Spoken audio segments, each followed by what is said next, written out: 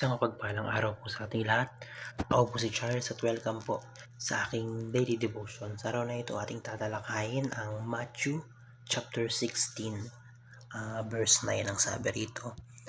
I will give you the keys of the kingdom of heaven, and whatever you bind on earth shall be bound in heaven, and whatever you loose on earth shall be loose in heaven. Sa Tagalog, ibibigay ko sa iyo ang mga susi ng kaharian sa langit. Ang ipagbawal mo sa lupa ay ipagbabawal sa langit, at mga ipahihintulot mo sa lupa ay ipahihintulot sa langit. So sinasabi rito ito yung sinabi ni Jesus sa mga apostol niya bago siya umalis or bago siya umakyat dito sa lupa, na ibig sabihin na to, isa rin sa mga ibig sabihin na ito na kung sino yung papatawarin mo ay patatawarin din, or kung sino yung papagbawalan mo sa langit ay hindi makakapasok sa langit, at kung sino yung pahihintulutan mo sa langit, kung sino yung pahihintulutan mo na hindi makapasok sa langit ay hindi makakapunta sa langit. So parang binibigay ni Jesus yung otoridad dun sa mga taong naiwanan niya. So yun, sabi rito, ang ipagbawal mo sa lupa ay ipagbabawal sa langit, at ang ipahihintulot mo sa lupa ay ipahihintulot mo sa langit. So sinasabi rito, ito yung mga binigyan niya ng otoridad yung mga apostol. Binigyan niya ng otoridad yung mga nagtuturo ng Biblia or ng salita ng Diyos ng ganito. So punta tayo sa unang katuruan ng sabi rito,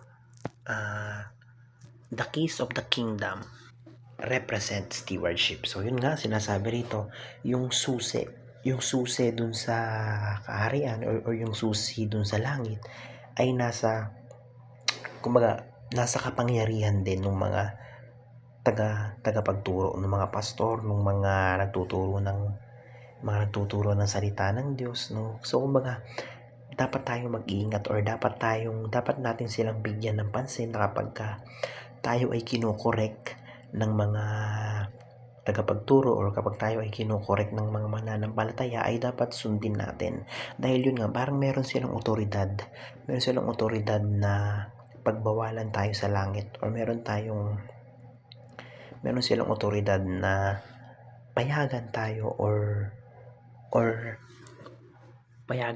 or pagbawalan tayo na makapasok sa langit. Pero hindi ibig sabihin na yon na porket taga-share ka ng Bible or pastor ka or pari ka ay kumbaga magiging mayabang ka na, or magiging aasta ka ng parang ikaw yung magdedesisyon, di ba? So sinasabi rito, kung sino lang yung mga totoong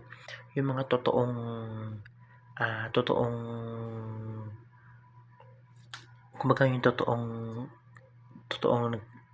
alagad ng Diyos, kumbaga yung totoong yung tunay na nag-share or yung tunay na anak ng Diyos lamang, So sinasabi rito na sila daw ay kumbaga sila ay binigyan ng susi, sila ay binigyan ng otoridad para sa mga bagay na iyon. So sa ikalawang teaching, ang sabi rito, binding and loosing refer to church discipline. So yun nga, gaya na sabi ko, ang simbahan ay may disiplina, ang simbahan ay may katuruan, ang simbahan ay may mga rules na dapat sundin. And in order na makapasok sa langit, or in order na dapat mapahintulutan na makapasok sa langit, so dapat nating sundin. Hindi mismo sundin yung mga pare, yung mga pastor. Ang sinasabi rito, sundin mo yung disiplina na tinuturo ng simbahan, yung disiplina na tinuturo ng Biblia. So yun nga, sabi rito, parang sinasabi rito na yun nga, kapag kinokorek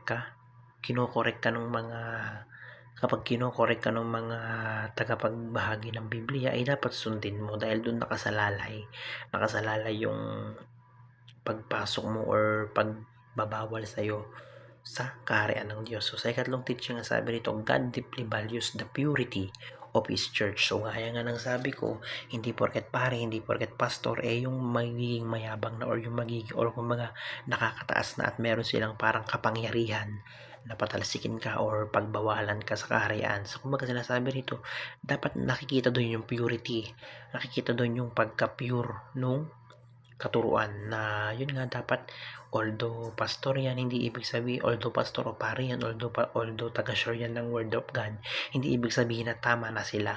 So dapat nakikita pa rin yung purity ng katuruan at yung purity ng simbahan. So muna tayo sa unang application ng sabi rito, avoid binding and losing spiritual power. So yun nga dapat iwasan natin na mawala sa atin or iwasan natin na wag tayo yung maging nilalang na nabawal sa langit or na hindi makapasok or yung mga taong hindi makakapasok sa kaharian ng Diyos. So yun nga, dapat nating sundin yung turo ng Biblia, yung sundin natin dapat yung turo ng simbahan, ganun. So sa ikalawang application ng sabi rito, be open to correction from fellow Christians. So yun nga, dapat hindi tayo nagagalit pag tinatama. So dapat maging open-minded tayo kapag tayo ay kino-correct, kapag may mali tayong ginagawa, dapat maging open tayo. Dahil yung mga kapwa Kristiyano natin, yung mga totoong Kristiyano, sila ay may kapangyarihan na kapag sinabi nila na ikaw hindi ka makakapasok sa langit, ganon, ikaw pwede ka sa langit, bawal ka sa langit. Kumbaga meron silang otoridad na ganun so dapat maging open tayo kapag tayo ay tinatama, kapag tayo ay kino-correct, kapag tayo ay criticize. So sa ikatlong application, ang sabi nito, submit to the leadership of the church. So submit. So dapat ibigay natin yung sarili natin na magpakumbaba tayo na sundin natin, huwag tayong tumanggi, huwag tayong magmatigas na sundin yung kautusan ng simbahan. So yun lamang po, napakarami natutunan sa araw na ito. Glory to God.